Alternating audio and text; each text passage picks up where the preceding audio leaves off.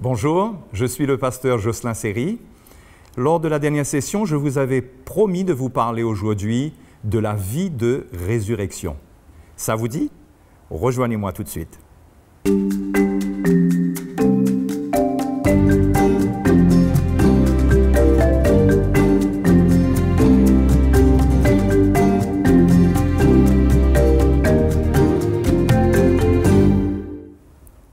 Le livre de Esdras, au chapitre 3 et au verset 1er, on va commencer aujourd'hui par une lecture directement dans l'Ancien Testament.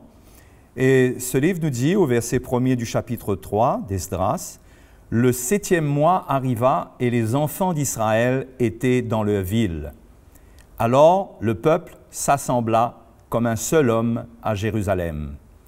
Josué, fils de Jotsadak, avec ses frères les sacrificateurs, et Zorobabel, fils de Shealtiel, avec ses frères, se levèrent et bâtirent l'autel du Dieu d'Israël, pour y offrir des holocaustes, selon ce qui est écrit dans la loi de Moïse, homme de Dieu.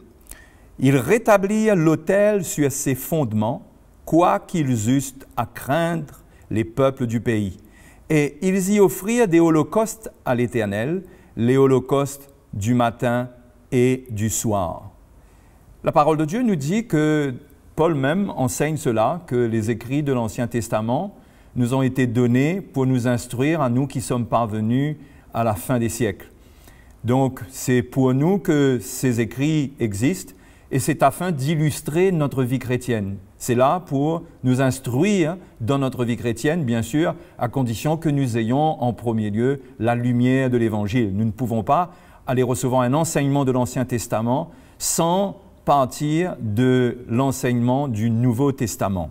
Donc, ce passage illustre quelque chose qui est très significatif concernant la Nouvelle Alliance. Ça parle de la restauration de l'Église, ça parle de la restauration de la maison de Dieu, mais pour nous, sous la Nouvelle Alliance, cela se réfère à la restauration de la maison de Dieu. Au fait, le Esdras chapitre 3, verset 6, que nous allons lire dans la suite, tout de suite même, « Dès le premier jour du 7e mois, ils commencèrent à offrir des holocaustes. Cependant, les fondements du temple de l'Éternel n'étaient pas encore posés. » Alors, qu'est-ce que cela illustre pour nous sous la Nouvelle Alliance? Puisqu'on parle ici de deux fondements qui ont été posés. L'un concerne l'autel de Dieu et l'autre concerne la maison, le temple de Dieu. Mais la Bible nous dit qu'ils ont rétabli l'autel avant de rétablir les fondements du temple de l'Éternel. Pourquoi? Cela nous montre et cela illustre pour nous le fait que nous ne pouvons pas construire la maison de Dieu sans la révélation du sacrifice de Jésus, puisque l'autel nous parle du sacrifice de Jésus-Christ. Et nous ne pouvons pas, sans une révélation claire de la croix de Jésus-Christ, construire l'Église d'une manière digne de Dieu et la mettre sur un fondement qui est solide, qui est stable et qui va donner à l'Église et aux chrétiens de la croissance spirituelle. C'est pourquoi la parole de Dieu, même l'Ancien Testament, si on sait lire comme il faut par l'Esprit de Dieu, nous allons trouver l'ordre dans lequel les choses se font. La révélation de la croix doit venir dans le cœur. C'est ce qui s'est passé avec l'apôtre Paul. Il a eu le message de la croix, la révélation de la croix. Et avec cela, il est allé annoncer l'Évangile et il est allé construire l'Église du Seigneur. Donc, c'est un point important. Et dans un premier temps, on va parler un petit peu d'autel. Donc, je voudrais vous donner une petite définition de ce que c'est qu'un autel. C'est très simple. Le mot grec pour autel vient d'un petit mot grec qui veut dire sacrifier. Donc, la définition est donnée systématiquement, automatiquement, c'est que l'autel est un édifice, une construction sur lequel étaient placés les sacrifices en offrande à Dieu. Donc, qui dit autel dit sacrifice. Et c'est normal parce que l'autel, c'est l'élément de base du sacerdoce. Le sacerdoce, c'est le système qui gère les sacrifices. C'est la prêtrise, comme on le dit aussi dans un autre langage, en d'autres mots. c'est le système qui gère les sacrifices. Et il n'y a pas de sacrifice sans autel. Donc l'autel est le fondement même du sacerdoce. C'est l'autel qui pourvoit au sacrifice pour le sacerdoce. Nous parlerons de cela un petit peu plus devant, mais j'espère que c'est clair pour vous, avec ce que je viens de vous lire, que les choses se font dans un ordre bien précis. L'Église se construit, mais dans un premier lieu, ça se passe avec la révélation de l'autel de la Nouvelle Alliance. Effectivement, sous la Nouvelle Alliance, nous avons aussi un autel. Et nous devons avoir la révélation de ce que c'est que cet autel. Si nous le comprenons, nous allons comprendre comment sacrifier notre vie, comment Jésus lui-même en premier lieu a sacrifié sa vie, et comment nous-mêmes nous sommes appelés à être et à devenir des sacrificateurs avec lui, à donner notre vie nous aussi. Donc c'est quelque chose d'assez intéressant d'aller découvrir dans la parole de Dieu la signification de l'autel de la Nouvelle Alliance. Et vous savez où est-ce qu'on va trouver ça? On va trouver cela dans le Nouveau Testament. Alors si on va lire dans Hébreux chapitre 13 au verset 10, la Bible nous dit « Nous avons un autel dont ceux qui font le service au tabernacle n'ont pas le pouvoir de manger. » Notez bien que ici, l'auteur de l'Épître aux Hébreux dit « Nous avons un autel ». Donc, il parle de ceux qui sont convertis sous la Nouvelle Alliance. Il dit « Nous avons un autel dont ceux qui font le service au tabernacle ». Par contre, là, il se réfère à ceux qui servent dans le tabernacle, à ceux qui sont sous la loi. Il dit que ceux qui servent sous la loi n'ont pas le pouvoir de manger de l'autel de la Nouvelle Alliance. Parce que sous l'Ancienne Alliance, les sacrificateurs avaient part dans la plupart des sacrifices de l'Ancien Testament, ils mangeaient, il y avait une part qui était pour eux.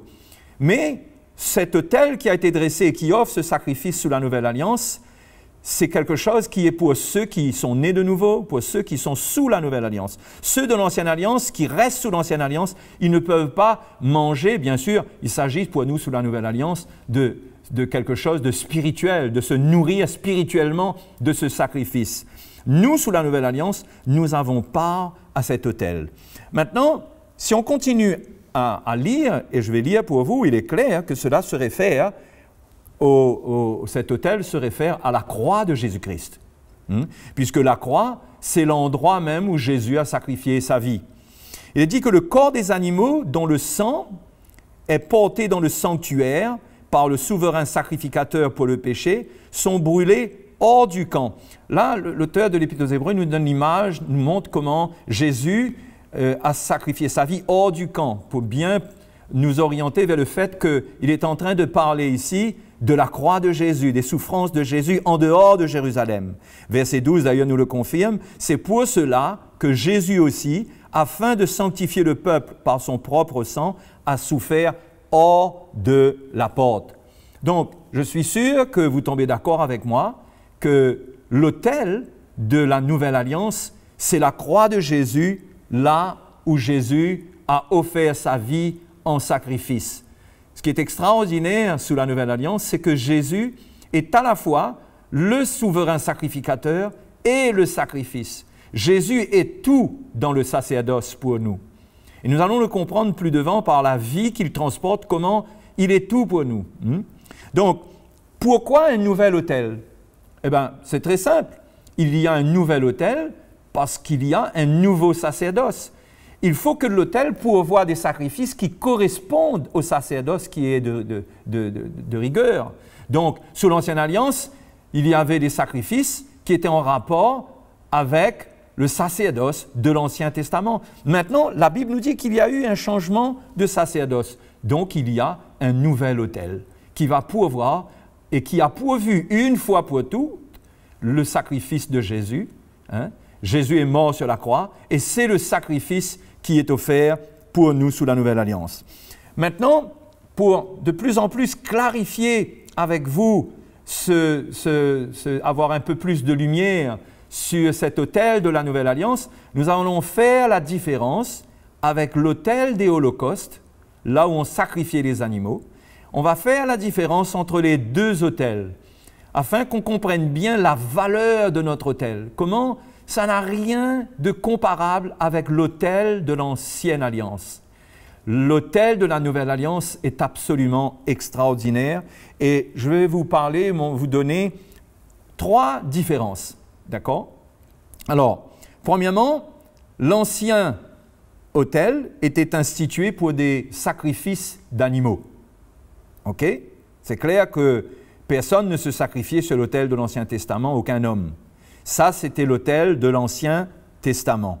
Mais le nouvel autel, il est institué, alors là, le terme que je vais utiliser est un peu fort, mais il est utilisé pour un sacrifice humain.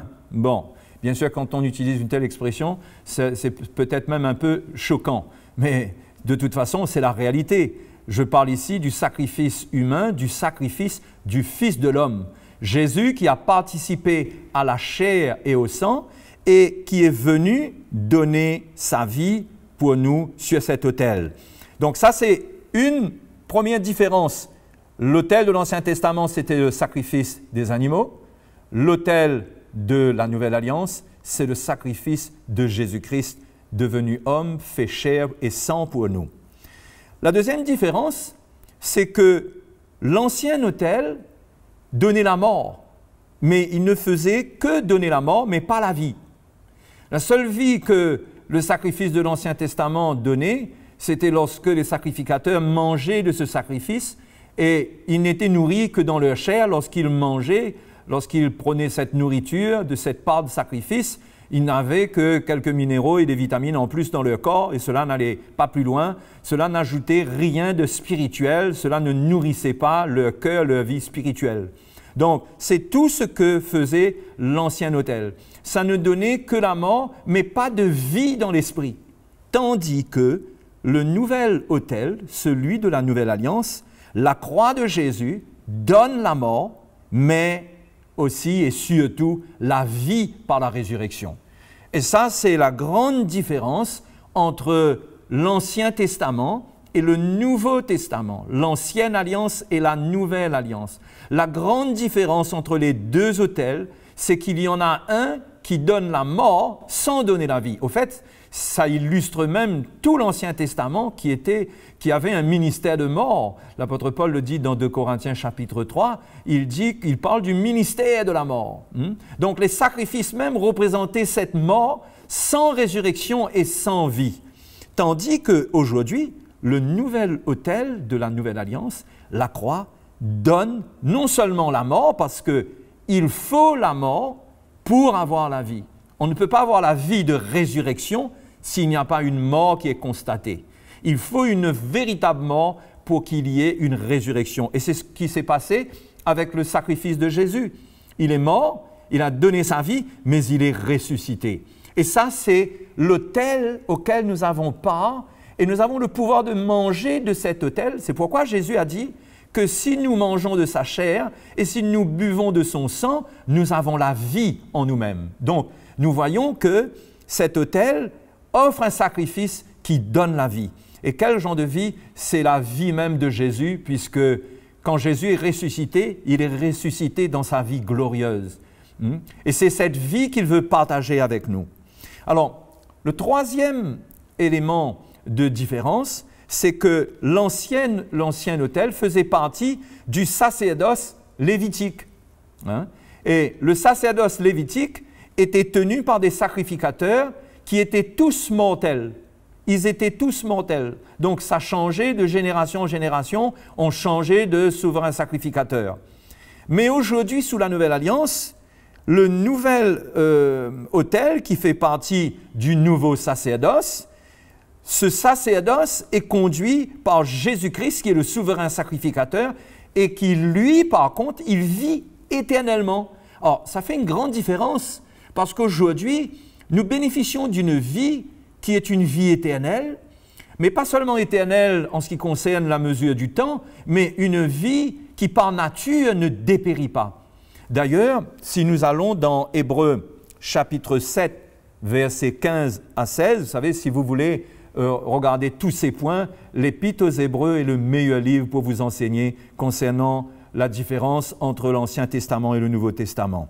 Mais Hébreux chapitre 7, versets 15 à 16, nous dit que cela devient plus évident encore quand il paraît un autre sacrificateur à la ressemblance de Melchisédek, institué non d'après la loi d'une ordonnance charnelle, mais selon la puissance d'une vie impérissable. C'est ce que je viens de vous dire, c'est que le nouveau sacrificateur qui est à la tête de ce sacerdoce, qui a offert sa vie lui-même, qui a été le sacrifice qui est à la base de ce sacerdoce, c'est un sacrifice qui donne la mort de la chair, mais qui amène une vie de résurrection, une vie qui porte sa nature. Et la nature du Seigneur, c'est que lui, il vit éternellement. La vie qu'il possède transmet un caractère indestructible, incorruptible à la vie que nous allons recevoir de lui. Il n'y a pas de corruption dans cette vie. Cette vie est parfaite. Elle est, la parole de Dieu nous définit cela comme suit, c'est une vie, c'est la puissance d'une vie impérissable. Et c'est cela que nous goûtons quand nous bénéficions du sacrifice de Jésus, lorsque nous venons communier avec sa mort et avec sa résurrection. Nous avons cette vie du Seigneur dans notre cœur. Et cette vie, elle ne porte aucun péché, aucun défaut, elle est parfaite. Et c'est elle, quand elle prend notre cœur, c'est elle qui va nous présenter devenu parfait en Jésus-Christ. On ne peut pas devenir parfait en pratiquant bien, en essayant de bien pratiquer la Bible par les efforts de notre chair. C'est la vie de Christ sous la Nouvelle Alliance qui fait toute la différence. Il nous faut comprendre l'œuvre de la croix dans notre vie, la mort qui doit se passer en nous, parce que le sacrifice de Jésus est une invitation à s'identifier à ce sacrifice, afin que nous puissions expérimenter une mort dans notre nature charnelle et par là bénéficier de la puissance de la résurrection qui est dans le Seigneur. N'est-ce pas cela extraordinaire de découvrir le plan de Dieu de cette manière et de comprendre que notre vie chrétienne ne repose pas sur nos efforts charnels, nos efforts humains, mais cela dépend entièrement de la reproduction de la vie de Christ en nous. Alors, Romains chapitre 8, nous allons lire cela ensemble si vous le voulez. Paul dit, « Il n'y a donc maintenant aucune condamnation pour ceux qui sont en Jésus-Christ. En effet, la loi de l'esprit de vie en Jésus-Christ m'a affranchi de la loi du péché et de la mort. » Alors, j'ai oublié de vous lire ce petit passage d'Hébreux chapitre 7, verset 12, mais ça nous dit qu'il y a, comme il y a un changement de sacerdoce, il y a aussi un changement de loi. Mais quel est ce changement de loi? Eh bien, la parole de Dieu est claire. C'est la loi de l'esprit de vie en Jésus-Christ qui vient remplacer la loi du péché et de la mort, c'est-à-dire la loi de l'Ancien Testament qui nous gardait dans la mort spirituelle et qui nous faisait sombrer dans la mort puisque la loi provoquait les passions des péchés dans la chair. Donc, la loi n'était pas une solution. Donc, dans le nouveau sacerdoce, le Seigneur nous donne cette vie qui vient de lui par sa mort sur la croix. Et cette vie, c'est une loi de l'esprit. C'est quelque chose qui maintenant, quand on dit loi de l'esprit, c'est quelque chose qui va gérer l'état de notre cœur, qui va produire tout ce qui est dans la vie de Christ. Cette loi va nous rendre libres de la puissance du péché et de la mort. C'est pourquoi, ayant cette vie en nous, la mort ne peut pas nous retenir. Même lorsqu'un chrétien décède, il va dans la présence de Dieu. Parce qu'il a cette loi de l'esprit de vie qui lui permet d'aller dans la présence de Dieu. Il est affranchi de la loi de la mort. Mais, bien sûr, si on veut expérimenter la puissance de cette vie, cette loi de l'esprit de vie dans notre cœur, il nous faut expérimenter la mort dans notre chair. Il n'y a pas de vie en nous sans que nous-mêmes, nous puissions expérimenter la mort en nous-mêmes. Alors, je voudrais continuer concernant l'autel de la Nouvelle Alliance. Et parce que vous avez remarqué, nous avons lu tout à l'heure que dans Esdras, il était dit qu'ils ont rétabli l'autel sur ses bases en premier, sur ses fondements. Donc non seulement la maison de Dieu avait des fondements, mais le temple, l'autel a aussi des fondements. Et c'est pareil pour la Nouvelle Alliance. Le temple de la Nouvelle Alliance, l'Église, a un fondement, mais l'autel aussi, l'autel de la Nouvelle Alliance, la croix, a un fondement. Alors, quel est ce fondement? Eh bien, il me paraît assez clair que le fondement de cet autel, le fondement de la croix, c'est la mort et la résurrection. Hein? C'est la mort et la résurrection. Tout ce qui est placé sur l'autel de la Nouvelle Alliance meurt et ressuscite. C'est automatique, c'est quelque chose de fondamental, c'est quelque chose qui ne bouge pas. C'est un fondement de la vie chrétienne. Au fait, le christianisme n'existerait pas sans ce fondement, sans cet autel, sans ces deux éléments, la mort et la résurrection de Christ. Et non seulement ce sont les éléments de fondation du christianisme, parce que quand on dit christianisme, on pense à la grande religion chrétienne, mais c'est le fondement de la vie quotidienne du chrétien. Et c'est ça le principal, c'est ça que nous avons besoin de comprendre. Et comment le Seigneur nous appelle à le suivre, à nous identifier à sa croix, à placer notre vie sur son autel, parce que son autel nous garantit une mort, mais aussi une résurrection. C'est pourquoi Jésus nous fait un appel lorsqu'il nous appelle à prendre notre croix et à le suivre. Jésus nous appelle finalement à mourir à nous-mêmes, à renoncer à nous-mêmes. Luc chapitre 9, verset 23, parmi tous les passages qu'il y a dans le Nouveau Testament, parce qu'il n'y a pas un seul évangile qui ne parle pas de la croix, et tous parlent de cette identification, de cette invitation du Seigneur à prendre notre croix. Jésus nous appelle à mourir à nous-mêmes. Luc 9, 23 nous dit « Si quelqu'un veut venir après moi, qu'il renonce à lui-même, qu'il se charge chaque jour de sa croix et qu'il me suive. » Pourquoi se charger de sa croix? Parce que notre croix, c'est quoi? C'est le plan que Dieu a pour nous dans notre vie pour faire mourir notre chair. C'est ça, prendre notre croix. C'est accepter le plan de Dieu qui inclut tout ce que nous sommes dans notre vie. Et en acceptant ce plan, en le suivant, en renonçant à nous-mêmes, nous allons nous charger de notre croix et cela va nous permettre de nous identifier à sa mort. Donc, comment est-ce que ça commence? Comment est-ce qu'on place notre vie sur l'autel? Tout d'abord, par le baptême. Romains chapitre 6, versets 3 à 5 est très clair là-dessus. Nous sommes identifiés à la mort de Christ par notre baptême. Ignorez-vous que nous tous qui avons été baptisés en Jésus-Christ, c'est en sa mort que nous avons été baptisés.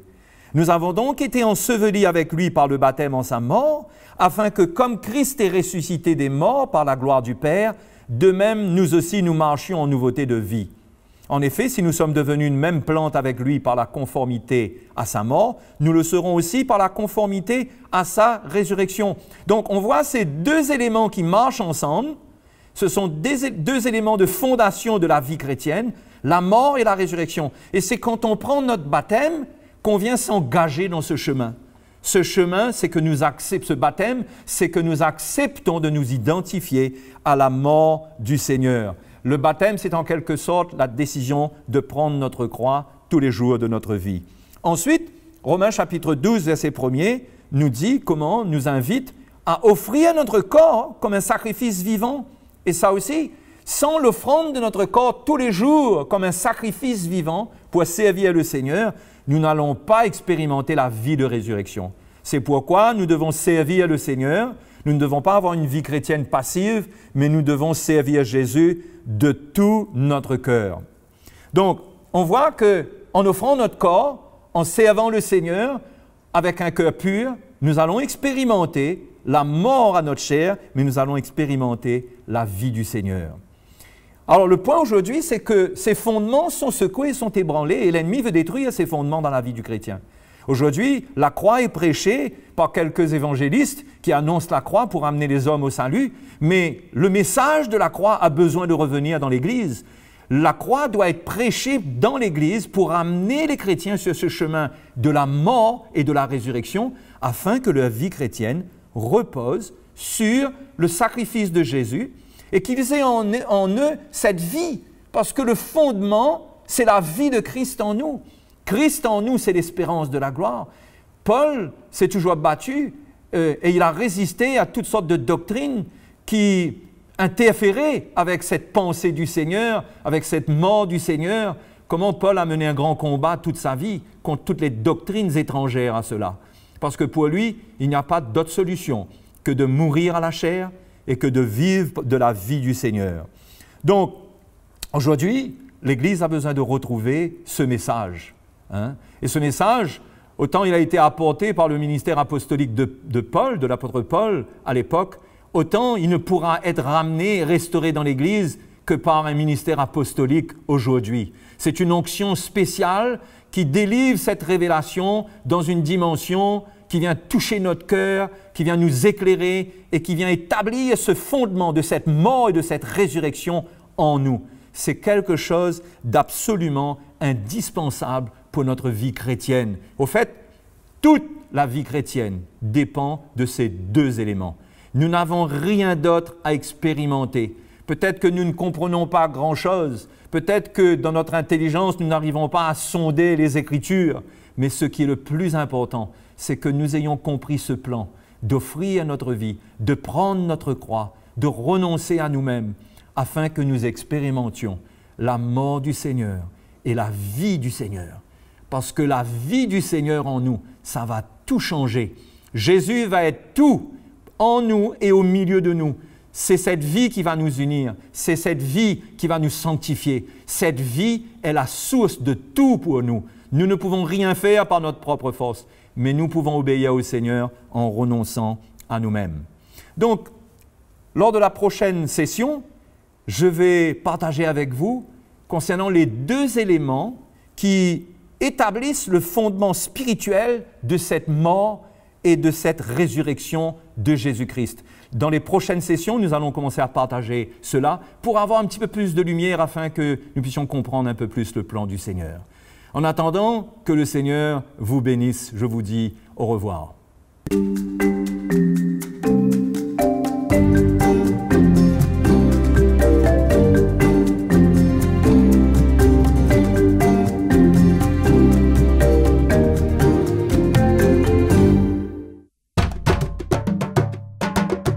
Pour plus d'informations, visitez le www.ctmi.org.